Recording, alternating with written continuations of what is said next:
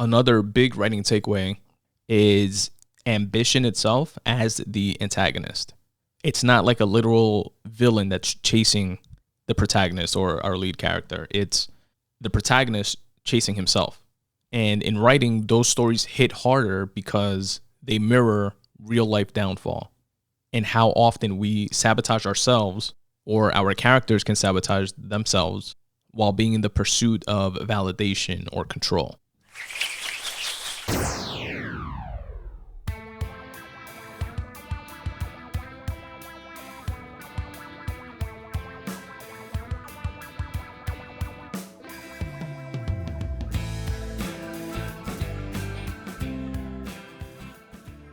What's up, folks? What's going on? Welcome to the Spun Today Podcast, the only podcast that is anchored in writing, but unlimited in scope.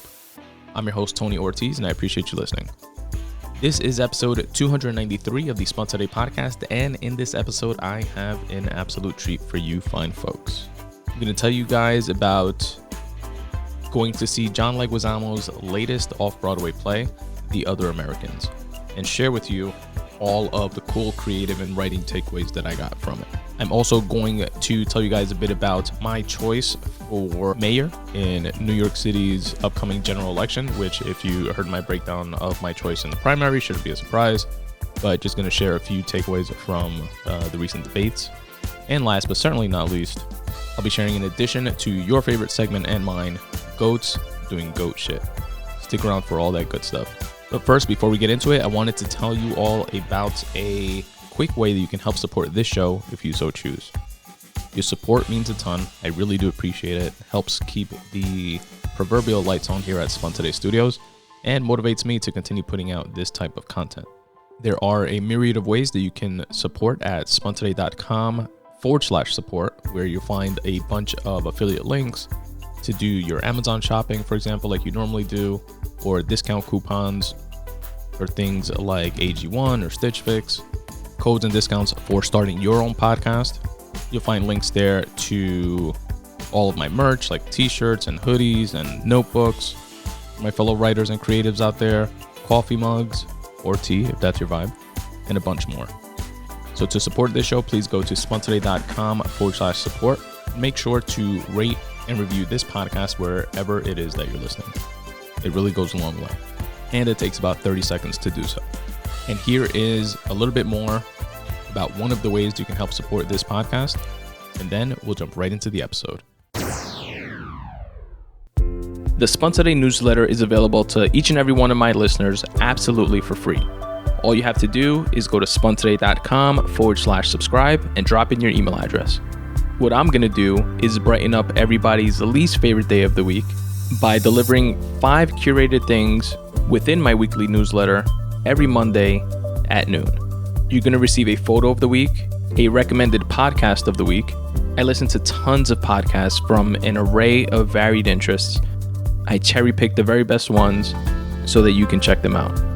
I also share a video of the week, which can be anything from a tasty recipe to a dope rap battle to an enlightening TED Talk. I also share a quote of the week, and finally, for my fellow wordsmiths out there, a word of the week, so that you can step up your vocab. Again, this curated list is yours absolutely free by going to spuntoday.com/subscribe and dropping in your email address, and you can unsubscribe at any time. Again, go to spuntoday.com/subscribe, drop in your email address, and you'll get the very next one. The Other Americans. John Leguizamo has always been one of those rare artists who fuses personal experience, cultural identity, and storytelling into something that feels universal. His latest off-Broadway play, The Other Americans, isn't a one-man show like a lot of his previous ones have been. It's a full ensemble piece directed by Tony Award winner Ruben Santiago Hudson. In it, John Leguizamo plays Nelson Castro, a Colombian-American laundromat owner in Queens. Shout out Queens, the best borough, whose family is quietly falling apart beneath the weight of secrets, ambition, and buried guilt. Here's the official synopsis of the show. Emmy Award winner John Leguizamo is Nelson Castro, a Colombian-American laundromat owner in Queens grappling with a failing business and buried secrets in his new play, The Other Americans. When his son Nick returns from a mental wellness facility after a traumatic incident, Nelson's world unravels. Committed to protecting his family and business, he tackles racial and identity challenges to achieve his dream, providing for his family and proving his success. Nelson must navigate the murky waters of morality to salvage his future. Will he emerge victorious, or will his past consume everything he holds dear? As always, like we like to do here on the Spun Today Podcast, a special shout out to the writers. In this case being a play by John Leguizamo, aka Johnny Legs. Shout out to him for putting this great play together. Also want to give a special shout out to the rest of the cast, including John Leguizamo, who plays Nelson Castro, Luna Lauren Velez, which plays Patty, his wife.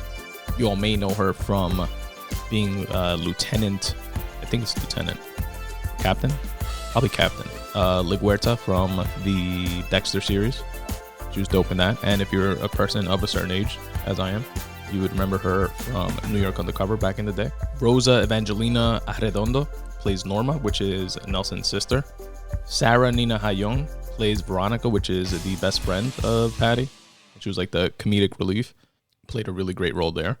Rebecca Jimenez plays Tony, the daughter of Nelson and Patty. Trey Santiago Hudson plays Nick, the son of Nelson and Patty. And last but certainly not least, Bradley James Tejeda, who plays Eddie, the love interest and fiance of Tony's, and it's also the right-hand assistant to Norma, which is, again, John Leguizamo's sister. It was definitely a dope experience getting to go see this play. Went with my wife, my brother, and my sister-in-law. Shout out to Zoila, David, and Janet, all Spun Today alumni, by the way. And let's get right into it. First, I wanted to touch on the set design and the tone of the play. It felt deeply nostalgic. It largely takes part in the Castro home. Well, not largely, completely, but largely the living room and kitchen. That's how it's set up. And, you know, they do a few like setting changes, if you will, to like the bedroom in the home, or like from the outside looking in, or from the inside looking outside, or emphasis on the backyard, where Nelson puts in above ground pool in for his son, because his son was a really good swimmer before he had his incident, which we'll get into in a bit. But largely the living room and the kitchen. And it instantly transports you to like a blue collar Latino household in like the early 80s or 90s. There were so many things that we were pointing out while we were there before the play began, whether it was the kitchen stools that had kind of like straw top, the countertop to the kitchen, the little fruit magnets on the refrigerator, which the refrigerator itself was like a common old style refrigerator that you would normally see, like that yellowish color. The CD player in the living room. There's so many things. A velón that he had there with La Virgen Maria on it. There were so many little details that each of us were just like pointing out, saying, oh, remember that? Oh, remember this? That was really, really cool element of it. And John Leguizamo did say in an interview that he wanted people to come away with having seen a piece of their family in this fictional family. And just with the set design alone, I definitely took that away. And just from a writing perspective, a takeaway for me and my fellow writers out there is that the setup reminds me how powerful it is when a story feels specific yet universal. And John Leguizamo roots his family in a very particular world. You know, Colombian immigrants, laundromat owners, Queens. But through that specificity, he hits broader emotional notes like ambition and shame and identity and family tension. And as writers, that's the sweet spot, right? Showing one small world that reflects many. Now let's get into the main plot and family dynamics. The story was about a Colombian laundromat owner from Queens, which moved his family from Elmhurst or Corona, Queens, that area, to Forest Hills. And he was always trying to keep up with the Joneses. He and his sister inherited a handful of laundromats when their father passed. And his sister was more successful than he was at running her mats and continuing to grow them. And this caused a rift and resentment between the two. He was always going to her to borrow money. She felt obligated, but eventually winds up cutting him off financially. At home, he and his wife start off with a seemingly loving relationship. Everything came off as normal, but you start to see that there is a strain within their relationship as well. That's not too evident at first, which stems from his drinking and making the family move away from their old neighborhood, which apparently only he wanted. Also his get-rich-quick schemes, and the main underlier, which was the stress around having a son with mental illness that neither of them had the know-how to deal with. They also had a daughter that struggled to be seen by her parents, even though she filled the shoes of the brother once he was committed to a psychiatric ward. She stepped up to help run the family business. But she also had her own ambitions, including getting married to her successful aunt's assistant and ultimately moving to California with him to start their own thing.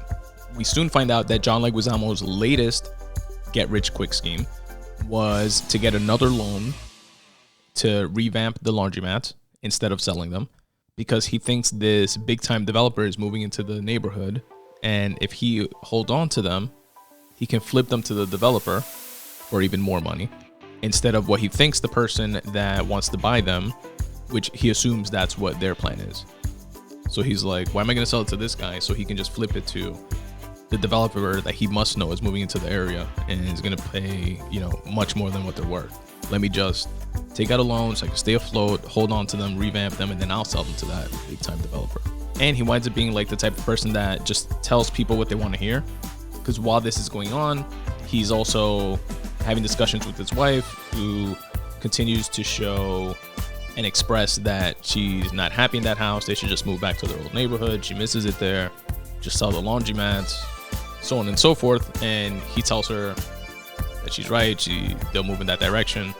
But then on the flip side, he's making these other plans and deals and trying to get somebody to give him a loan or to invest in the mats so that he can carry out this latest scheme that he has going on.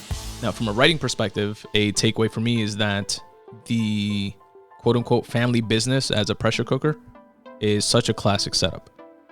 The laundromat becomes a metaphor of sorts for cycles of labor and cleaning and renewal that never end, which is relatable in and of itself, but it also gives the writer a symbolic way to show generational struggle, where the father that started the businesses builds them up to a certain point. The children inherit that business. They have their differences, run their own portions of them in silos. One is successful, the other is not. The sister flourishes while the Nelsons are squandered. And when a place, a setting, in this case like a laundromat, becomes a metaphor, it lets the story breathe symbolically without forcing those elements onto the reader. Another big writing takeaway is ambition itself as the antagonist. It's not like a literal villain that's chasing the protagonist or our lead character. It's the protagonist chasing himself. And in writing, those stories hit harder because they mirror real life downfall and how often we sabotage ourselves, or our characters can sabotage themselves while being in the pursuit of validation or control. Now let's speak about the son's story. So their son is released from a mental institution that he was in and is now back home.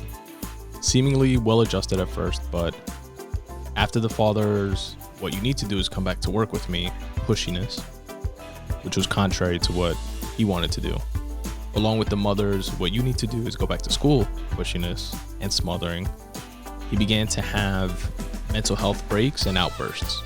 Then the family began to treat him with a mix of like walking on eggshells and, handling him with kid gloves on, and frustration on their part as well, which naturally bubbled up. And the son learned in therapy while he was committed that he should confront and talk about his traumas. And he attempted to do so earnestly, but true to an old school Latino family that brushes the ugly parts under the rug, which, come to think about it, is probably more universal and less so attributed to being Latino. It's probably just an old school mentality in and of itself, not specific to Latinos, I would venture to guess. But, speaking about issues like that was seen as taboo. And the father wasn't into the idea. And the mother, per usual, just gravitated towards what the father wanted to do. And this exacerbated the son's frustration and the frequency of his outbursts and episodes that he would have. Ultimately, we learn that the central trauma that caused his son to wind up in the hospital in the first place happened when the family moved to Forest Hills, which is this upscale neighborhood in Queens, and he was bullied by the neighborhood kids for being Latino and also for starting to date a girl that one of the other neighborhood kids had a past with. And they jumped him and beat him nearly to death, like completely unconscious, bloody, blacked out, the whole nine. And he was never the same after that. And the father never wanted to speak to him about what happened, although therapy told his son that they all needed to confront what happened in order to be able to move forward.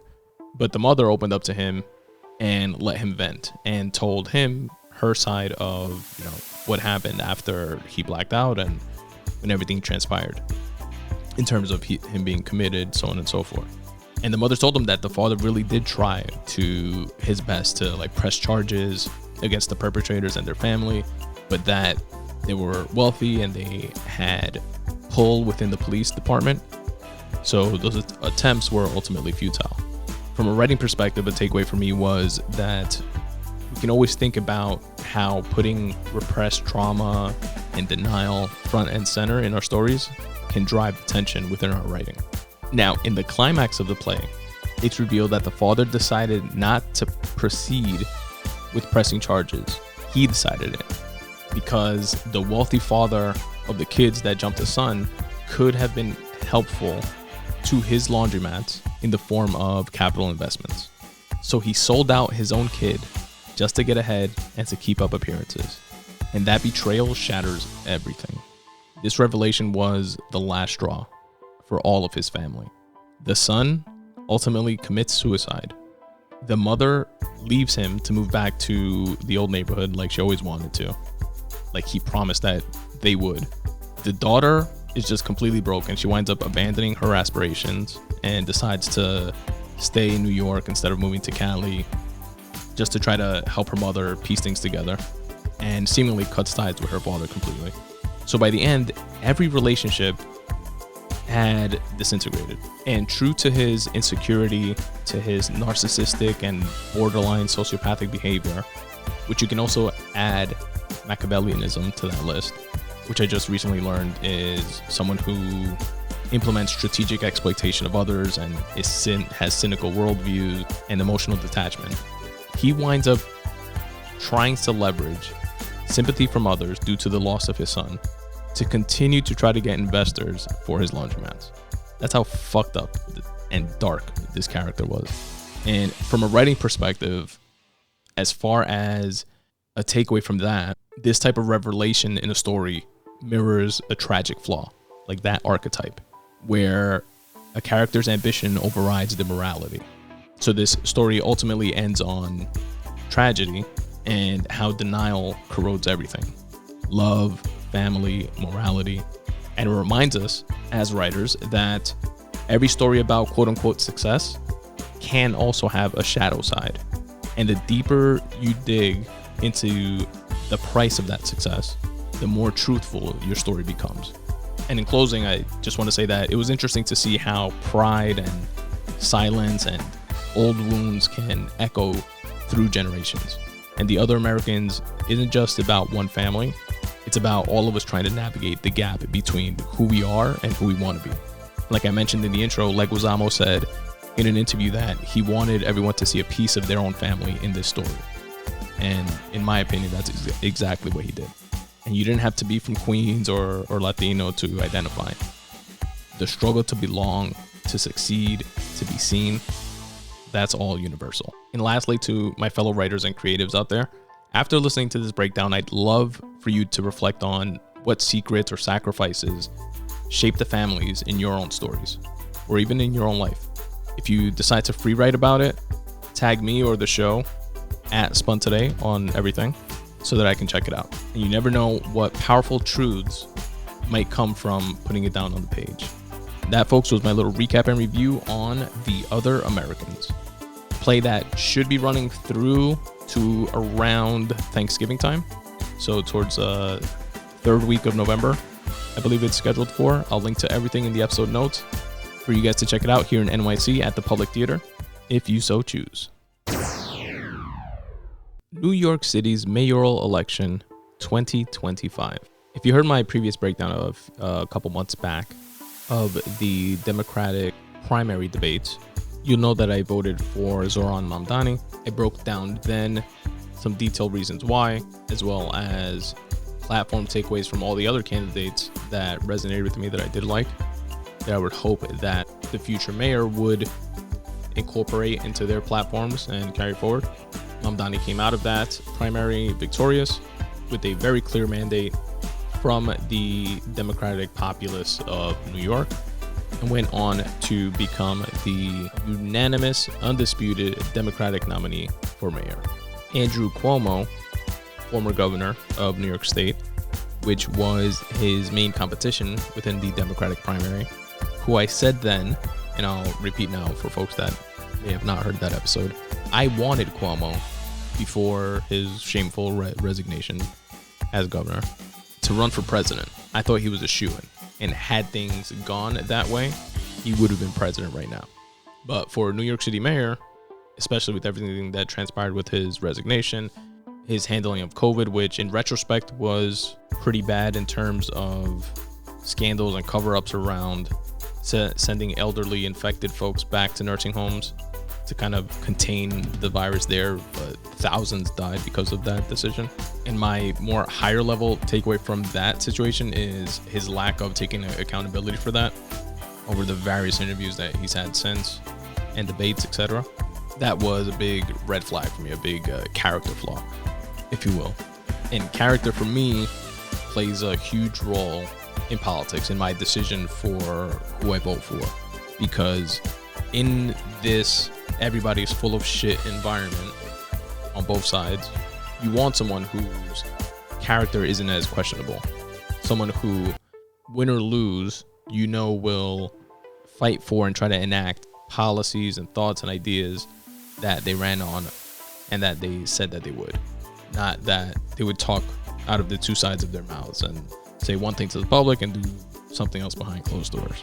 I think the only proxy to knowing if a politician is actually going to be that way or not is their character and how they act or don't within certain situations, like in Cuomo's case, not taking accountability or saying that he learned, he did everything perfectly in the pandemic, or there's no real takeaways to learn from it, or if he had to do it again, he wouldn't do things differently, so on and so forth. It shows like a callous disregard for what happened, and what for most folks seems obvious, like, come on, he could have still come out of that just with honesty and humility and come off as the hero in that situation and say, listen, at the time we thought it was the best move, it clearly wasn't, heart goes out to the families, this should be a lesson learned for moving forward and how to change certain approaches to this type of situation, pandemics, isolating people. There's a lot that we learned from it, a lot of things that we would go back and do differently if we could, but hindsight is 2020, so on and so forth. And I don't think people would had judged him as harshly had he had that type of response, because nobody knew what the fuck was going on during COVID. Nobody had a crystal ball when it came to how to treat it effectively, being vaccinated versus not vaccinated, natural antibodies versus not, social distancing, masks, no masks, ventilators, no ventilators. It was all a guessing game. And in retrospect, a lot of things turned out to be contrary to what certain public officials said to do and pushed, and contrary to what other counter-narrative folks said to do and not do. But I digress. And I say that just to say, because of that and what transpired after, is why I went from the mindset of Cuomo should be president to Cuomo shouldn't even be mayor of NYC. And then, just to counterbalance the current direction of the Democratic Party or right-wing politics in general. I'm a liberal, born and raised New Yorker, in my blue bubble that I recognize being in. But at least I think I do recognize that. I'm definitely not a blue no matter who type of candidate. I'm not an extremist. But I do recognize the extremes of both sides, both on the left and the right. And I think that politics in general, especially at a federal level, are much more right-leaning at the moment.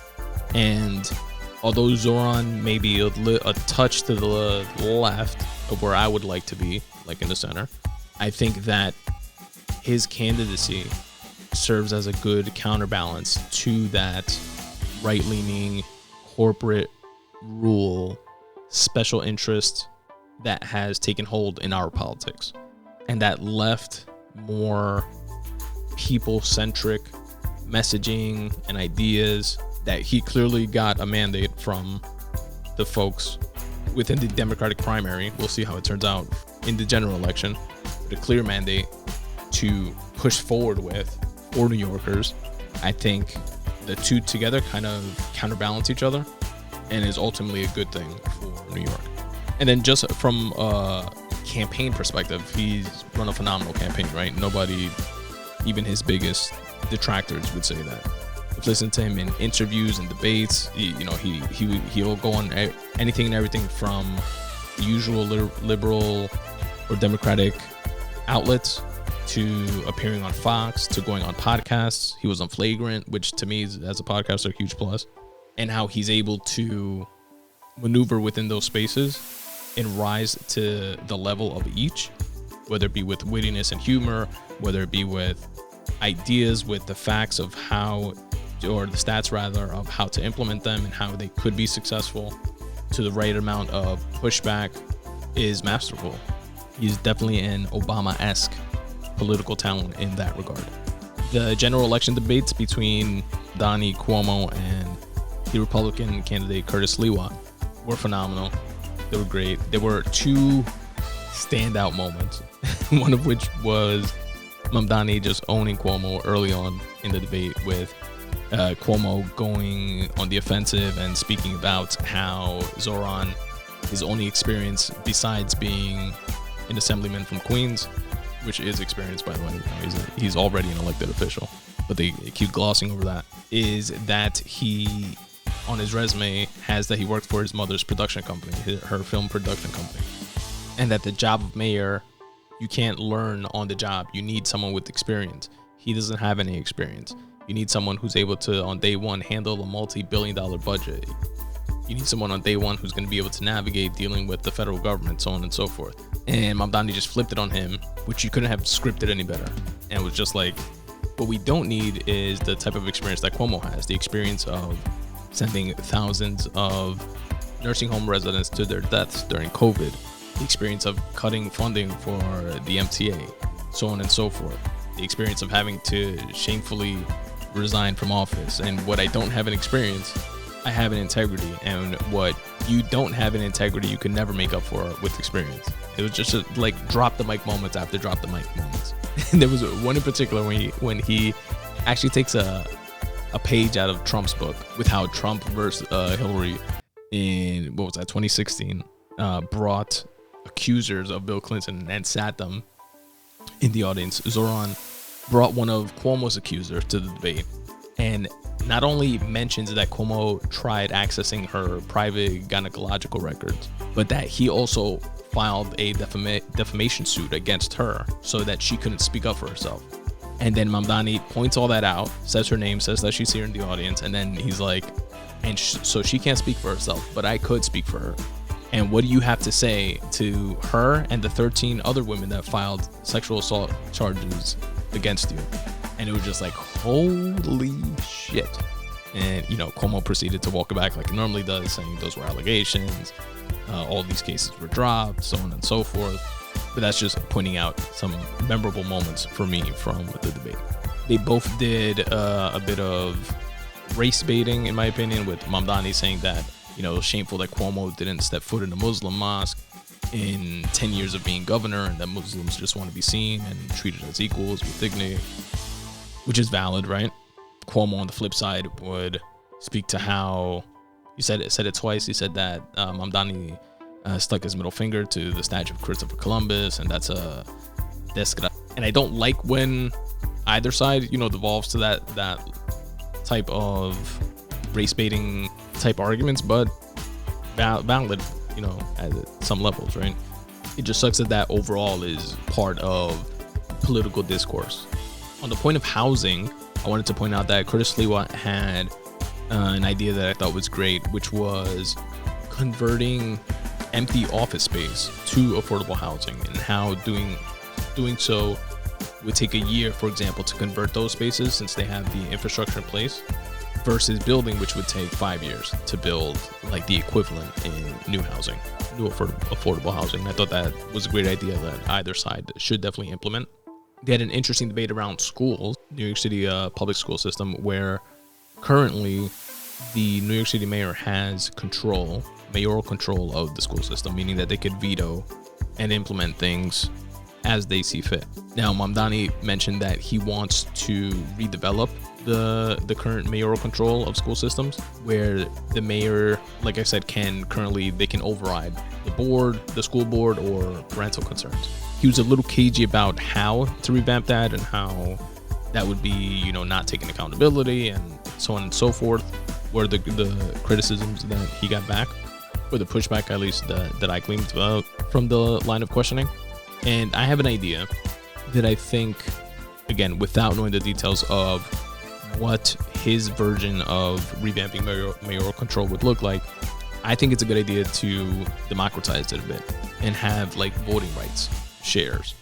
Give the mayor 40% voting rights, give the school board 30% voting rights, and the parental component 30% voting rights. This way, those three entities, it would have to be a 2 against 3 situation to amend the school system, or to implement whatever changes they want to implement. It could be the mayor plus the parents. It could be the board and the parents outvoting the mayor. It could be the board and the mayor outvoting the parents.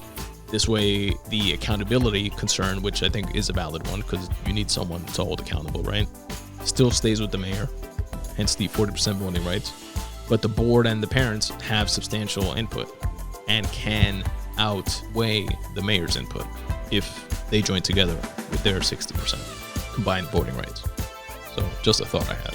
I did like Mamdani's idea of community to classroom program, where they want to hire 1,000 new teachers every year from the specific communities that speak the language of the kids that are within that community, and to incentivize doing so, offer a $12,000 tuition incentive for all of these new teachers.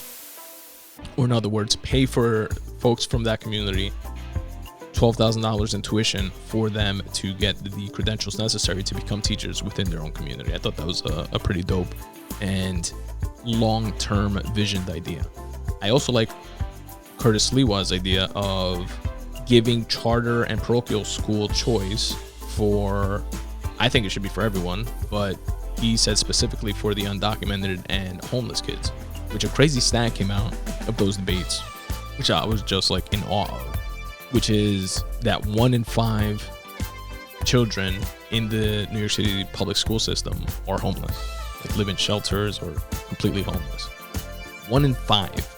Like, my kids go to public school, so just thinking of their class sizes of like 25 to 30 kids, that means 5 of the kids in their classes are homeless children, which is fucking heartbreaking. And when I hear like all the types of pushback of when somebody like a Zoran comes around with these pie in the sky ideas, and the status quo pushes back so hardly against them, it's like, no, I want those ideas. The way that things are isn't working, right? You have this much homelessness within your school system. You have shit grades, low graduation rates, so on and so forth, and exacerbated funding. It's like something has to give, right?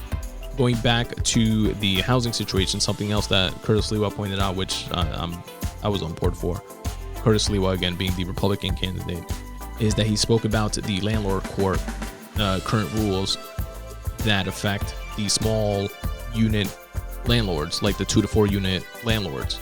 Not speaking about these uber rich folks that own dozens of properties or dozens and dozens of apartments and huge apartment buildings. We're talking about a landlord that lives in a unit of a 2 to 3 family house and rents the other, 1 or 2 units.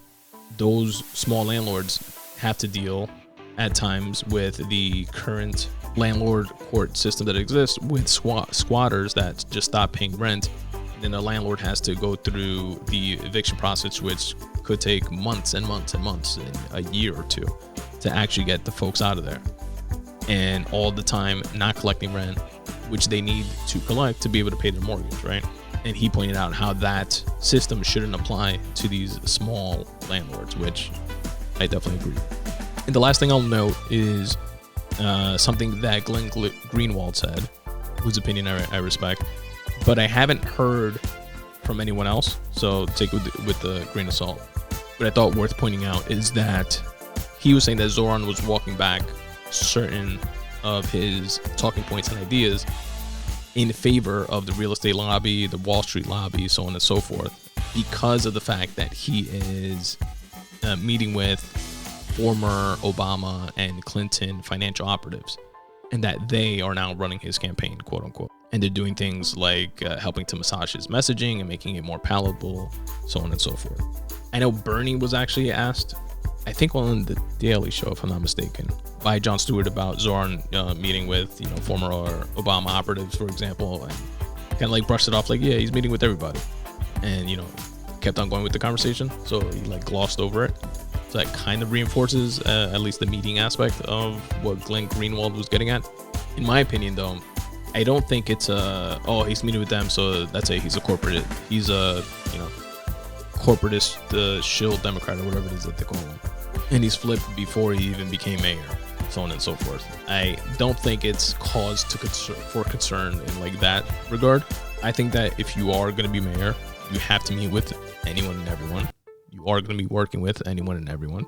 Your pie in the sky ideas, which I'm all for, definitely from a theoretical perspective, but when putting on my practical, can this actually get done hat, being able to implement even a fraction of his larger ideas like free childcare for all children under 5, if I'm not mistaken, for 5 and under, government-owned grocery stores to cater to food deserts and folks that can't afford those foods otherwise, free and fast buses, so on and so forth.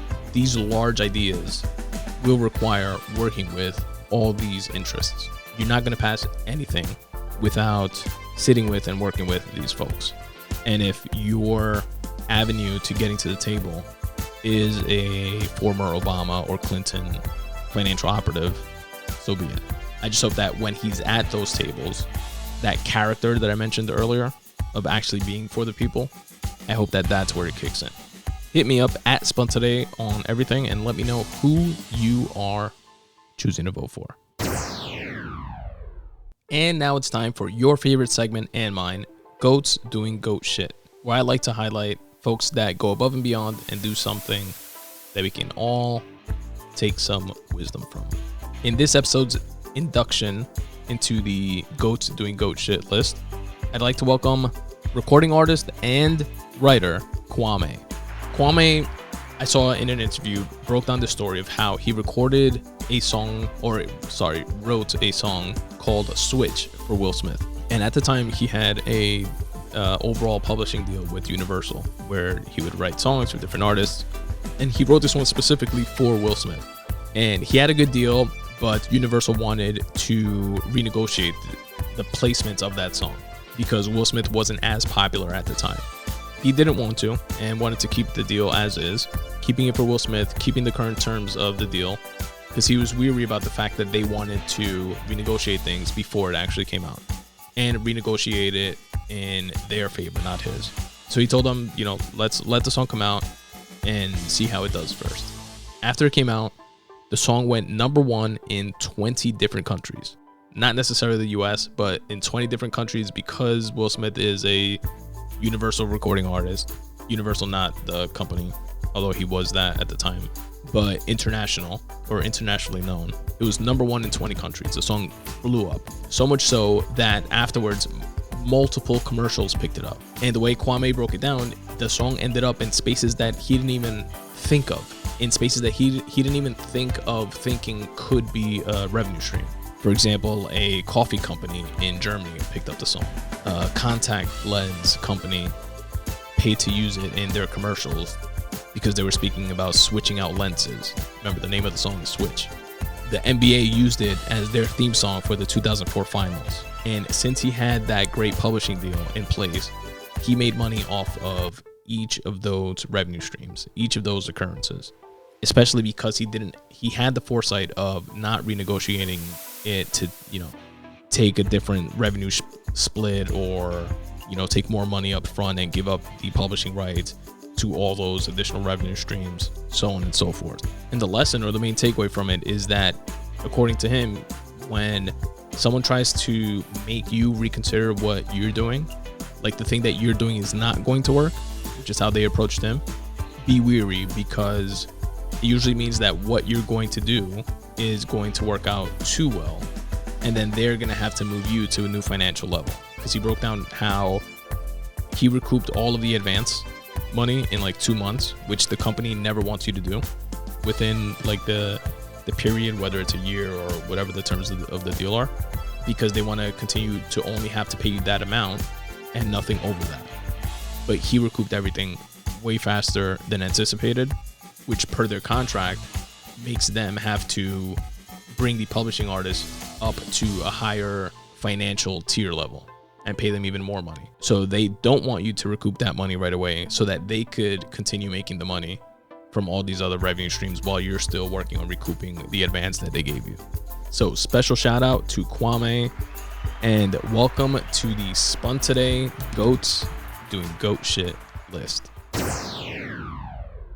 And that, folks, was episode 293 of the Spun Today Podcast. Thank each and every one of you for taking the time to listen. I really appreciate it. Please check out my Fourth Wall shop. Go to spuntoday.com, click on the shop button at the top of the site there. You'll find the official Spun Today notebook, the dope new redesigned coffee mug, a few t-shirts, hoodies, so on and so forth. Also visit spuntoday.com/support for a myriad of ways you can help support this podcast if you so choose, including discount codes for things that you may already be in the market for. Again, go to spuntoday.com/support. And I'll check you guys out next time. Peace. What's up, folks? Tony here. I hope you're enjoying the Spun Today podcast as much as I enjoy producing it for you. Here are a few ways you can help support the show. You can support the Spun Today podcast financially by going to spuntoday.com/support. There you will find a couple different ways that you can do just that, some of which will actually not even cost you a dime, such as using my Amazon affiliate link. When you go to spuntoday.com/support, you'll see my affiliate link to Amazon. Click on it and it will take you to Amazon's website, where you can do your shopping like normal. This will not cost you anything extra, but Amazon will pay me for driving traffic to their website. If you'd like to support the podcast more directly, you can do so by becoming a patron at spuntoday.com/support. You'll also find my Patreon link. This is where creators such as myself can be paid directly by patrons like you. You can either make a one-time donation or schedule recurring donations if you so choose. There are also different tiers of support, and depending on which you decide to go with, you'll also receive some perks in return, such as early access to content, free digital copies of my books, free bookmarks, etc. That is, again, by supporting via my Patreon link, available at spuntoday.com/support. Similar to Patreon, at that same location, you'll also find my Ko-fi link as well as my Buy Me a Coffee link. They work very similar to Patreon and are different ways that you can help support the show financially. And last but certainly not least, you have the good old-fashioned PayPal donation button. Any which way that you choose to support is greatly appreciated. It all helps me do more of what I love, which is writing and podcasting. Again, go to spuntoday.com/support. You can also support the Spun Today podcast by rating and reviewing the show wherever it is that you're listening to this episode. I'd really appreciate it because it really does help. Also, follow me on all socials. At Spun Today on X, formerly known as Twitter, at Spun Today on Instagram, and at Spun Today on YouTube, where you'll not only find full-length episodes of the podcast, but also chopped up clips and additional content. And of course, you can follow the Facebook page at facebook.com/Spun Today. Another way you can help support the Spun Today podcast and also upgrade that stale wardrobe of yours is by going to spuntoday.com/support and clicking on the banner for Stitch Fix. Once you do, you'll enjoy a $25 discount to your first purchase. And the way Stitch Fix works is pretty cool. I use it and I've never been disappointed. You'll set up a profile, you'll put in all the sizes for your clothes, as well as all the different brands and types of clothes that you like to wear. It's really simple and intuitive to set up. They'll show you pictures and pretty much give you a thumbs up or thumbs down option on if you would wear something or not. And you get to select all the brands that you already are used to wearing. With this information, there are thousands of passionate, trend-setting stylists who will curate a Stitch Fix box for you. They'll send you 5 items that you get to preview before they mail it to you, and you'll get to select based on the image if you like it or not. If not, they'll replace it with something else, and if so, they'll mail it to you absolutely for free. You can try everything on, and you have a few days to send everything back or keep the stuff that you want to keep. Then you can use that $25 credit that I mentioned towards your purchase of those items. Again, to freshen up your wardrobe and also support the Spun Today podcast, go to spuntoday.com/support and click on my affiliate link banner for Stitch Fix and enjoy your $25 credit. Do you want to start your own podcast? Have a great show idea that you want to get out into the masses but don't know quite how to get it from your head out into the world? Well, here's how. Use the podcast host Libsyn. That's who I use to bring the Spun Today podcast to you. And now you can use them the same way. Using the promo code SPUN, S-P-U-N, you can open up your Libsyn account today and get 2 months of free podcast hosting. Here's how it works. Once you record your show, you upload it to your Libsyn account, where you can fill in your episode notes, upload your podcast art, and schedule when you want your episodes to release. Once you do that, Libsyn will take care of the rest. They'll distribute your show to Spotify, Apple Podcasts, YouTube, and all the other podcatchers that you choose, instantaneously and seamlessly. Again, go to libsyn.com and use the promo code SPUN, S-P-U-N, to get 2 months free. Or use the affiliate link that's in the episode notes. Again, that's libsyn.com, promo code SPUN. Take that great podcast idea from out of your head and put it out into the world. And as always, folks, substitute the mysticism with hard work and start taking steps in the general direction of your dreams. Thanks for listening.